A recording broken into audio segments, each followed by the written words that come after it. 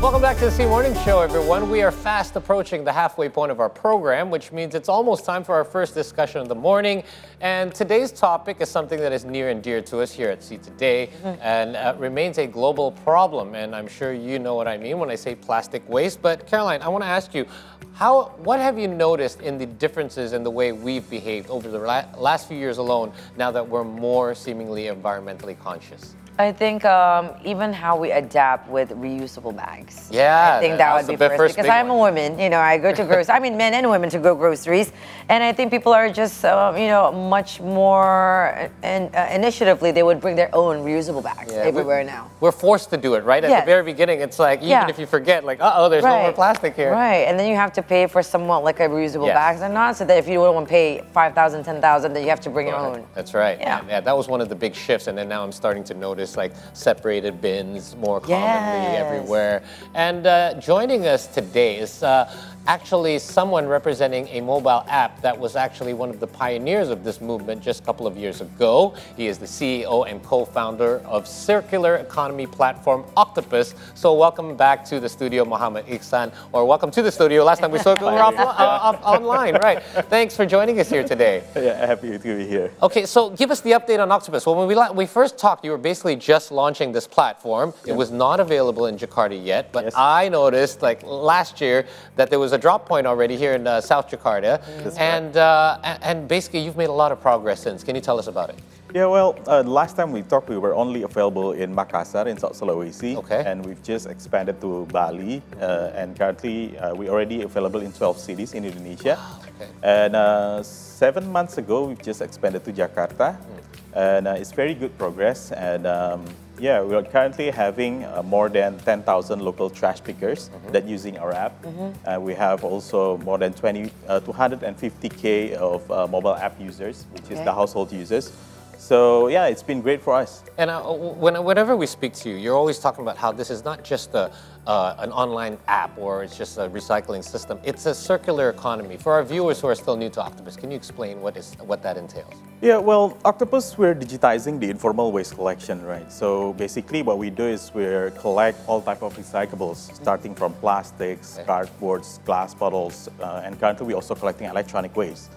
Great. Yeah, and what we do is basically we take back everything directly from the consumers, and we help the big industry like packaging, manufacturing, even mining industries to recycling these items, and it became the new products or the new packagings. Right. So I was just wondering, because in my complex, they only take out the trash for 2 to 3 times. And my household is 5 people, 3 kids and whatnot. So it's sometimes, you know, kind of like blue in a day. Do you think that, how does the process, as like a consumer just like me, want to be a part of Octopus? Yeah, well, it's very easy. It's very simple. You just need to download the app. So basically, we help people to have a new habit, which is the recycling habit. So you just need to download the app, and then you just need to input what kind of post-consumer packagings or recyclable waste that you have. And then you just need to pick the schedule when you want to get picked by our pickers. Or do you have it every day, Monday to Sunday? Yeah, Monday to Sunday, 6 a.m. to 12 a.m., anytime you want. Oh my gosh! So then we have to be ready to put everything organized together, though, right? That's correct. Like on your schedule. On your yeah. But like, you know, the waste itself at home, we have to put everything in order. And then it's going to be picked up by our pickers, the Pelestari. The Pelestari. By the way, what does that translate to in English? A good Samaritan. There you go. And they certainly are. And they're good Samaritans that can make money because you direct like what it is. If you have plastics, then it'll be somebody who's actually looking for plastics to come. So it's like it's a two-way street almost. And I think that's what makes Octopus so unique. Now, you mentioned that you have grown. You're in 5 provinces. How many cities did you say? 12? 12 cities, right? 12 cities. You have pickup service. You also have drop points. You have about 250,000 app users right now. That's correct. What are some of the growing pains that you've experienced over the last 2 years? Some of the challenges with such growth so fast? Yeah, well, recycling is the new thing for Indonesian, right? It's a new habit. It's we are reinforced to do this. So that's why that's been quite a challenge for us to educate the market and educate the people how to segregate the waste. But by incentivizing people or the household consumers to do segregation, basically it helped us a lot to create the new habit. So then with this kind of challenge that we're facing right now, well, it's been a tough years for us, but we're making good progress. So every week right now we have more than, every month we have more than 1,000 of metric tons of recyclable waste that we collect right now across 5 provinces, and it's been great years for us for 2022. So. Yeah. A lot of growth. Well, economy is circling back and whatnot. People are more moving and whatnot. And of course, there's more waste. Hence, with that said, you were saying there's 12 cities right now. Yep. Are you exploring to more other provinces and also cities in Indonesia? That's correct. This year alone, we're going to expand to 20 new cities. 20. Not only Tier 1, but also Tier 2 and Tier 3 cities. Right. Not only in Java area, we're also going to expand back in South Sulawesi. Could you explain the difference between Tier 1, 2, and 3 cities? Yeah, well, it's very interesting because the culture of Tier 1 and Tier 2 and Tier 3 is completely different. Okay. And Tier 1 city, people are more aware about the waste or the recyclable waste or even how to segregate the waste. But in Tier 3 and Tier 2 cities, people tend to be more aware if they get the incentives to segregate the waste. Right. But it's completely different in Bali because in Bali, it's easier for us because people are already conscious about the environment. Yes. People already segregate the waste. And even if we're not giving any incentives, people already segregate the waste. Right. And what we do is basically we're just helping people to do recycling. Yeah, I think if you live in Bali, I always say, you want to remind yourself about the environmental problems, just go to the beach. Whereas here in Jakarta, out of sight, out of mind a lot of times because we're not near these landfills. Right. Yeah. And definitely we want to know about Octopus End Goal, right? Especially with your initiative and also this mobile app. But before that, we're going to see the latest research about plastic waste abundance in the ocean surface layer as a preventive strategy against the potential risk to human and ecosystem. We're going to check it out right now. There you go. It's there. Now, the result shows that plastic in the ocean surface layer varied over time. Between 1990 to 2004, there was a declining trend, but from 2005 onwards, there were a consistent and rapid increase in plastic abundance, an average of 171 trillion plastic particles, and an average of 2.3 million tons were afloat in 2019. The central line is the model fit, which describes the relationship between a response variable and or more predictor variables. Okay.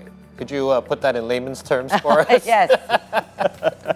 Yeah, well, let us take a step back a little bit, right? Okay. The fair reason all of this waste or plastic waste ended up in the ocean, that's because all of them came from landfills. Okay. Right. So currently in Indonesia, we're facing landfill capacity problems, not only in Indonesia, but also across Southeast Asian countries. So it is our responsibility. It's our responsible that doing this. Yeah. So it's very concerning for us, and it's all because the way we consume, the way we dispose our waste, that's the problems. Yes. So then, right now, how everything still end up in the ocean? That's because our behavior, the way we consume, the way we dispose our waste, all of them are on us. So if we don't change the behavior, if we don't trying to segregate our waste, it's going to be worse than this. We're like the 4th most populous country in the world, and we're the 2nd one that contribute waste plastic in the ocean. So I don't know, we're up there, not for good, for not good data. Not really something to be proud of. Yeah, right. So in regards to, you guys are moving a whole lot of recyclable material, as you mentioned. How many metric tons did you say? 1,000 metric tons per month. But however, we could see by the data, you guys are playing catch up all the time. Exactly. Where do you see this trend going? Because obviously you're doing all of this work, but it's going to take a lot more for us to even get close to evening out, or let alone reversing this whole calamity. So what's your take on what direction we're going? Well, it's going to be tough at the moment, right? Because what we're trying to do is changing the new habit, right? We're trying to create a new habit. Well, to change new habit for people is quite tough for us if it's only us that doing this. So that's why at Octopus we always involve everyone, not only the consumers but also the pickers, the traders, the local existing waste traders, the governments, and even the big industries and even the FMCG brands. Okay. All of us are working in one circular economy ecosystem called Octopus.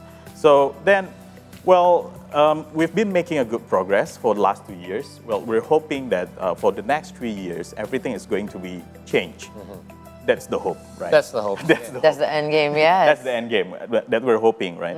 If we don't do this, if we don't start it right now, it will, as I mentioned before, it's going to be worse than this. Yeah. Right. Perhaps some our viewers maybe who aren't familiar with Octopus would like to know, what are these incentives you're talking about? As a consumer, if we, I've heard in the beginning that you were offering things like discounts off F&B and stuff like that. Like you're getting these kinds of incentives that perhaps for us, it's like, it's just enough for us to do something about it. Like, hey, I like going to this restaurant. If I can get a discount from it, from my used plastic, then why not?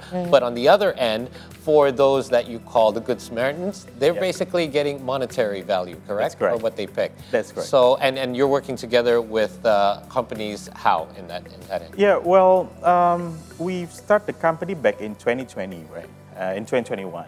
And in 2021, there was a pandemic, if you recall. And then the household mom, they've been trying to buying the data vouchers for their kids to go to online school.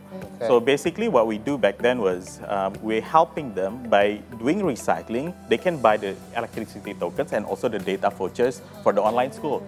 So it's the basic needs back then, and right now it's already changing again, it's right? Changing, right? And so it's not only the FMD vouchers, but also helping these household moms to get the electricity tokens and buying the data vouchers. And for the local pickers or the plus study, now they earn 6 times more.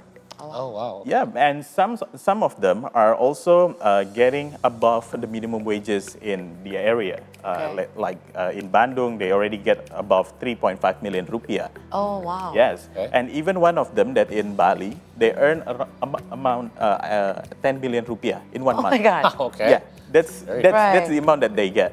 So basically what we do is it's a marketplace between the pickers, the traders, and also the big manufacturing industries. Right. So they're the one who collect it.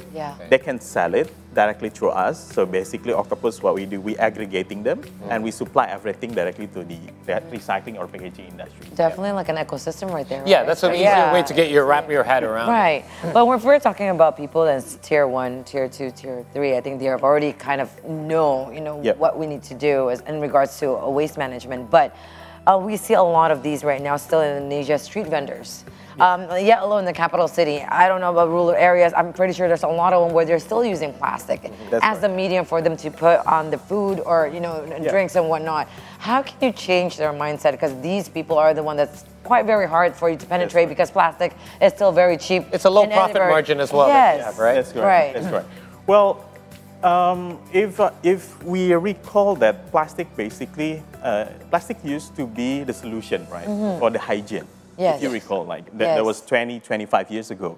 And when usually they were used styrofoam. That's correct. Whatnot, right? That's correct. Much worse. And so right now with Octopus, we realized that there are some local SMEs that have been using the plastic.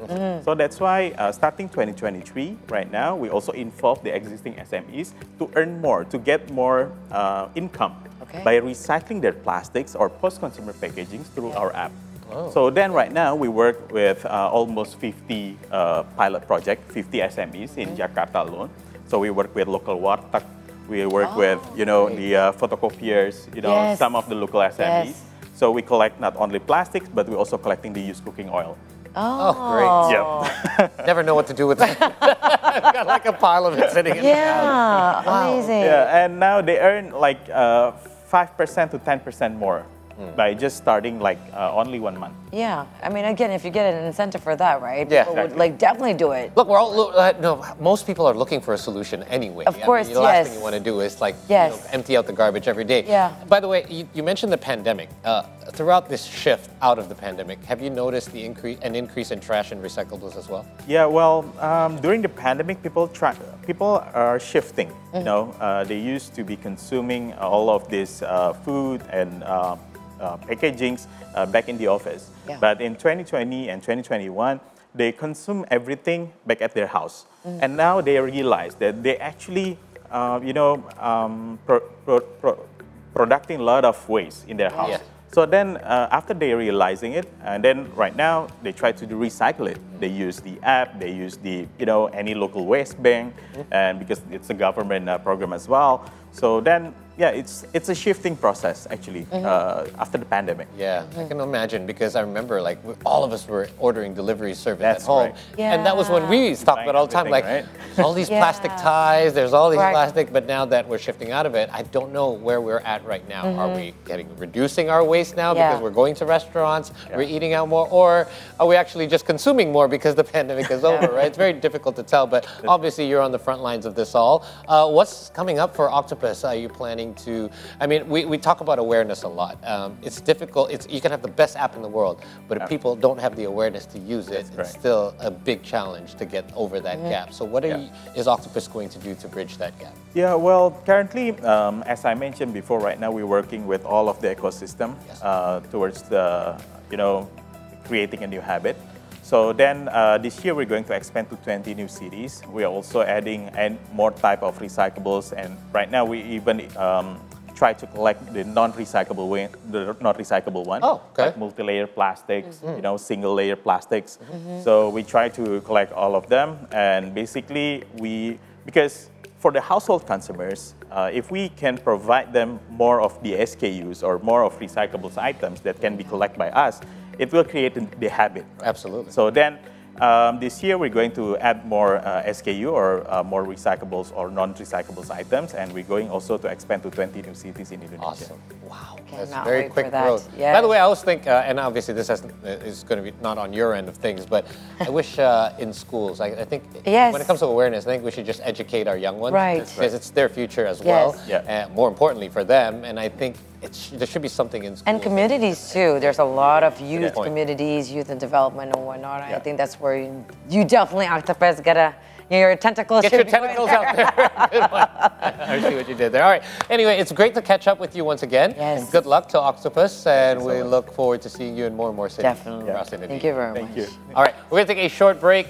here on the C Morning Show, but in case you joined us late, don't worry. We're going to recap some of our earlier stories from around the world when we return.